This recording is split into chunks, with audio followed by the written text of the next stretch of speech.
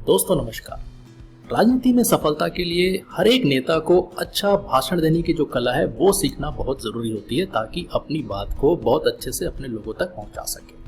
वैसे ही एक अच्छे भाषण की सफलता इस पर निर्भर करती है कि आप भाषण की शुरुआत कैसे करते हैं। जी हाँ, यदि आप भी जानना चाहते हैं कि आप अपने भाषण की शुरुआत पावरफुल तरीके से कैसे कर सकते हैं तो ये वीडियो आपके लिए। दोस्तों नमस्कार, मेरा नाम राजीव साहू है और मैं एक पॉलिटिकल लीडरशिप कोच हूँ और मेरा मिशन है राजनीति में 1 लाख ऐसे फ्यूचर लीडर्स की मदद करना जो भविष्य में हमारे देश को और समाज को एक बढ़िया नेतृत्व प्रदान कर सके। और आज की इस मास्टर क्लास में आपका स्वागत है जिसमें हम बातचीत करेंगे कि 7 ऐसे स्टेप, 7 ऐसे तरीके जिससे आप भी अपने भाषण की दमदार शुरुआत कर सकते हैं। दोस्तों आगे बढ़ने से पहले यदि अभी तक आपने चैनल को सब्सक्राइब नहीं किया है तो प्लीज चैनल को सब्सक्राइब कीजिए और बेल आइकन हिट करना ना भूलें ताकि इस तरीके के और भी जो इंटरेस्टिंग वीडियोस आने वाले हैं उन्हें आप कभी मिस ना करें। तो आइए आते हैं आज के विषय में जिसमें हम बातचीत करने वाले हैं कि वो कौन से ऐसे तरीके हैं जिससे आप भी अपने स्पीच को, अपने भाषण को बहुत ही पावरफुल बना सकते हैं, पावरफुल स्टार्ट करके। तो आइए देखते हैं एक एक करके सारे पॉइंट्स। सबसे पहला पॉइंट है, भाषण की शुरुआत में आप कोई सूत्र, वाक्य यानी कोट या फिर शायरी का इस्तेमाल कर सकते हैं। जी हाँ, अगर आप कोई वाक्य किसी अच्छे महापुरुष के द्वारा बोला गया या कोई भी सूत्र वाक्य उससे शुरुआत करते हैं तो सारे लोगों का ध्यान आकर्षित करने में आप सफल हो सकते हैं। ठीक उसी प्रकार से यदि आप एक कोई अच्छी पावरफुल शायरी बहुत अच्छे अंदाज में अपने दर्शकों को कहते हैं तो आपके जो दर्शक हैं, आपको जो सुनने वाले हैं, वो आपकी तरफ आकर्षित हो सकते हैं। और शुरुआत में यदि आप लोगों का ध्यान आकर्षण करने में, उनका ध्यान आकर्षित करने में सफल हो जाते हैं तो इस बात की काफी उम्मीद है कि आपका भाषण जो है काफी सफल होगा और सारे लोग उसे बहुत ध्यान से सुनेंगे। तो सबसे पहली चीज है कि सूत्र वाक्य, जैसे एकता की शक्ति होती है, जब तक हम एक नहीं होंगे तब तक कोई बड़ी जंग जीत नहीं सकते। तो आप जो भी विषय पे बोलना चाहते हैं उससे संबंधित बहुत बढ़िया वाक्य आप ढूंढ सकते हैं और उसे अपने दर्शकों को बता सकते हैं। ठीक उसी प्रकार से आपके जो विषय है उससे संबंधित कोई भी शायरी जिससे आप बहुत बढ़िया तरीके से शुरुआत कर सकें वो आप शुरू में बोल सकते हैं। तो पहला पॉइंट है अच्छी शायरी या अच्छा सूत्र वाक्य यानी कि कोट। दूसरा तरीका है पावरफुल और कनेक्टिंग स्टैटिस्टिक्स यानी आंकड़ा। जी हाँ, आंकड़े ऐसे होने चाहिए जिससे कि आप लोगों का ध्यान आकर्षित कर सके। जैसे आप बता सकते हैं कि आज देश में हर 10 में से 8 युवा बेरोजगार हैं। तो ये जो आंकड़ा है ये लोगों को अचंभित कर सकता है कि भाई 10 बच्चे, अगर 10 युवा हमारे पढ़ लिख के तैयार हो रहे हैं तो उसमें से 8 जो है वो बेरोजगार हैं। इसी प्रकार से जो भी आप विषय चुने उससे संबंधित कोई भी आंकड़ा यदि आप प्रस्तुत करते हैं अपने भाषण की शुरुआत में तो आप लोगों का ध्यान आकर्षित कर सकते हैं और लोग इस बात को सोचने में मजबूर हो जाएंगे कि आपका जो आंकड़ा है वो कितना गंभीर है। तो ये हो गया दूसरा तरीका जिससे आप लोगों का ध्यान आकर्षित कर सकते हैं अपने भाषण की शुरुआत में। तीसरा जो तरीका है वो है सवाल पूछना। जी हाँ, आप अपने भाषण की शुरुआत किसी भी सवाल से कर सकते हैं जिससे कि लोग जो है आपके सवाल को सुनकर अपने दिमाग में उसका उत्तर ढूंढने की कोशिश करें और फिर वो पूरे भाषण में आपके साथ रहे कि आपने जो सवाल पूछा था उसका जवाब क्या हो सकता है। तो आप सवाल अगर पूछना चाहें तो इस तरीके से पूछ सकते हैं कि इतने साल तक हमने अपने नेता के, अपने पार्टी का जीतने का इंतजार कर रहे हैं और कितने साल हमें इंतजार करना होगा। या हमारे देश को आज़ाद हुए आज 70 साल हो चुके हैं लेकिन 70 साल में यहाँ पर कॉलेज क्यों नहीं बनाए, हमें और कितना साल इंतजार करना पड़ेगा। तो इस तरीके से कोई भी सवाल जो आपके दर्शकों से जुड़ा हो, आपके लोगों से जुड़ा हो, वो आप पूछ सकते हैं ताकि अपने मस्तिष्क में वो उन चीज़ों का, सवाल का जो जवाब है वो ढूंढने की कोशिश करते रहें और आपके साथ पूरे भाषण में आपके साथ रहें। तो ये हो गया तीसरा तरीका, आस्क अ क्वेश्चन यानी कि सवाल पूछना। चौथा जो तरीका है अपने भाषण के पावरफुल शुरुआत करने का वो है प्रॉब्लम को रखना यानी कि पोज अ प्रॉब्लम।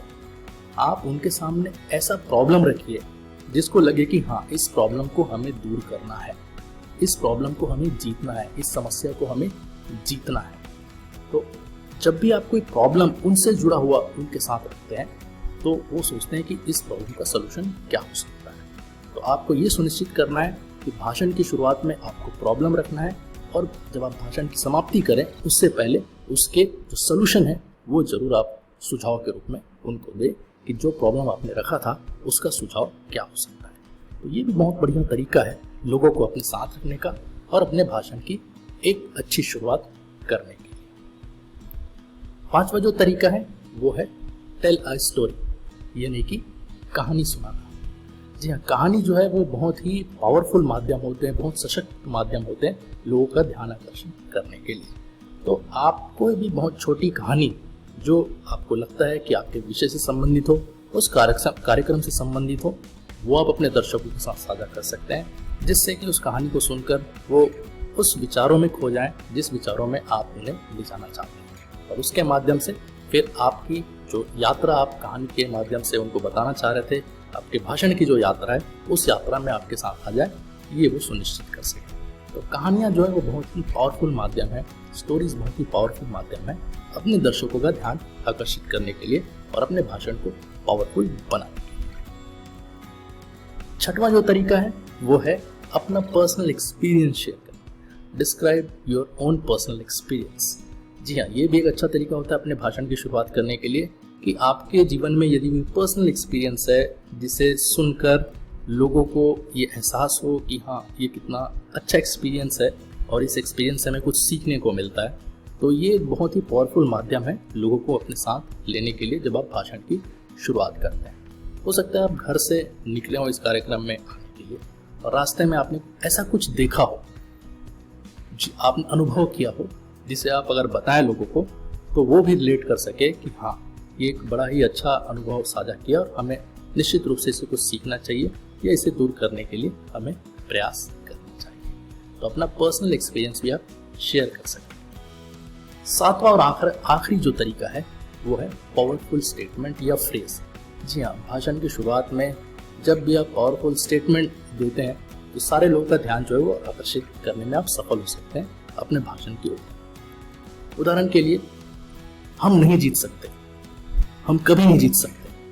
तो इस तरीके से आप जब नेगेटिव स्टेटमेंट देते हैं, नेगेटिव फ्रेज इस्तेमाल करते हैं, तो सारे लोग ये सोचते हैं कि भाई ये क्या बोलना चाह रहे हैं, क्यों ऐसा बोल रहे हैं।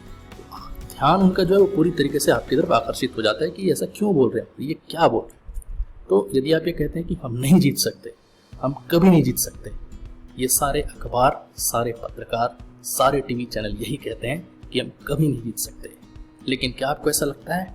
मैं ऐसा नहीं मानता, हम जीत सकते हैं और हम इनको जीत कर दिखाएंगे। तो इस तरीके से आप जो स्टेटमेंट दिया था उसकी जो शुरुआत आपने करी थी नेगेटिव तरीके से करी थी, लेकिन उसे कंप्लीट करिए एक पॉजिटिव तरीके से, ताकि लोग जो हैं वो अचंभित हों, लोगों का ध्यान जो आपके भाषण के ऊपर आकर्षित हो और फिर वो पूरी तरीके से आपके साथ आपके भाषण में पूरी तल्लीनता से बने रहें।